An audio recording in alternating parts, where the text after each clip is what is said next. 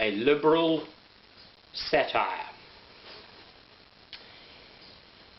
Well, I don't know too much about that Bible belt from that great Southern gentleman, but I do understand he has a number of different versions around his corpulent person, you know.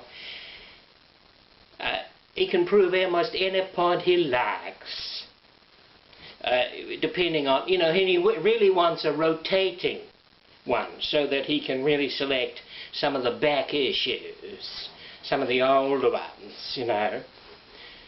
He would really like to be able to do that. Then he could prove almost any point he wanted. You know, the Bible Belt is a great discovery.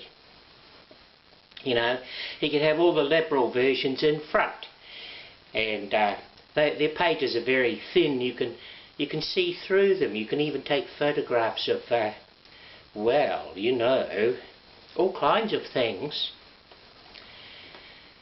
Not that we go skulking about, mind you, we Southern gentlemen. Oh, by the way, Southern, from the Southern Pacific, of course, you know. Satire territory and all that kind of thing. American Samoa and, well, Aotearoa, perhaps. Anyway, a stuttering Southern gentleman is not much fun if you can't understand him. You know, the audio quality is a bit down sometimes, but we've improved it this time, we hope. Oh, by the way, you know, we're not going to talk about anything nasty like abortion or something. No, that is terrible, you know. In the Bible Belt, we don't believe in such things. We believe in capital punishment in the womb.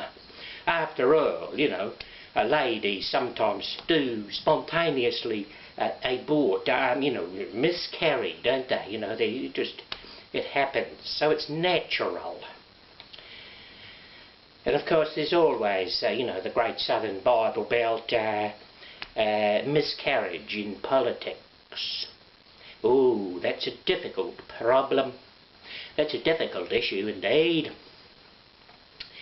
Well, you know, and then there's a spontaneous miscarriage of liberal consciousness and understanding.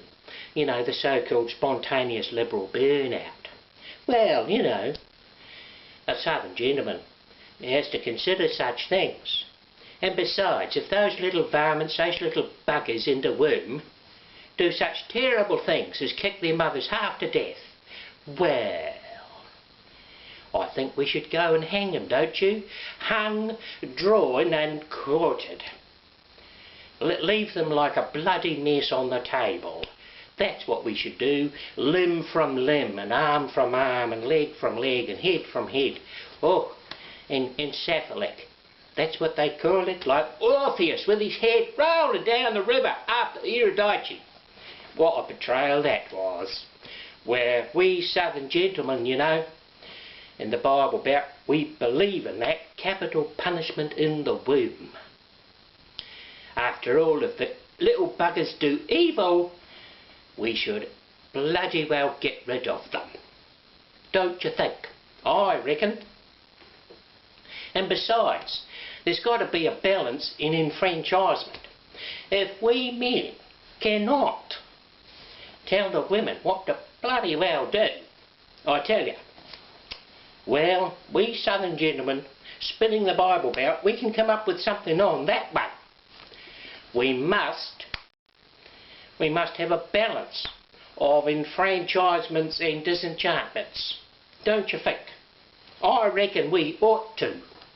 You know, I'm not a professor of the great Southern Baptist Bible Belt for nothing, you know. I'm a professor of a religion. Yes, I am. And besides, we must have this balance. Because, you know, we like to put on airs and graces and become liberal professors of religion. Sometimes, you know. We are a great exalted emeritus. Merited. Unmerited beings. Grace. Hallelujah, brother. Put on the Bible Belt and give it a spin. You'll know. Yes, sir. We believe in liberty and freedom of choice. If those little buggers kill their mothers, kicking about in the womb, hang 'em, I say, hang 'em. That's right. That's what we ought to do. But for every right, you know, we men can't say a thing. So those women do all the talking on behalf of the little buggers in the womb. So we must then balance that right. Since they've got all the say-so there, we've got to have all the say-so somewhere else. And the matter of choice has got to come into the picture too. Spin the Bible belt, brother, and you'll come up with another story. You watch. This is not a satire. There's something underneath this, you know. Get the message, you know. Wink, wink. Hey? Don't be shy, be sly. You know, I would like to choose any pretty woman I fancy.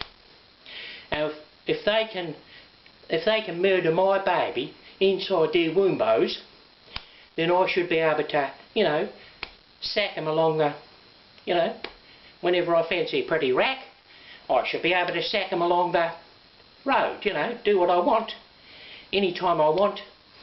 If they have the right to kill them, we should have the right to bloody well beat them.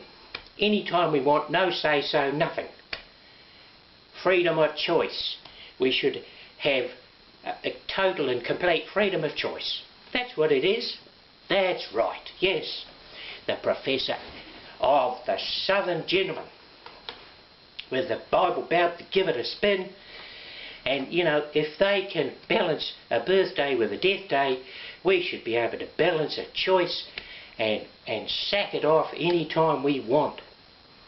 You know, if they can murder babies in the womb, we should be able to rape women in any room we like. What do you reckon?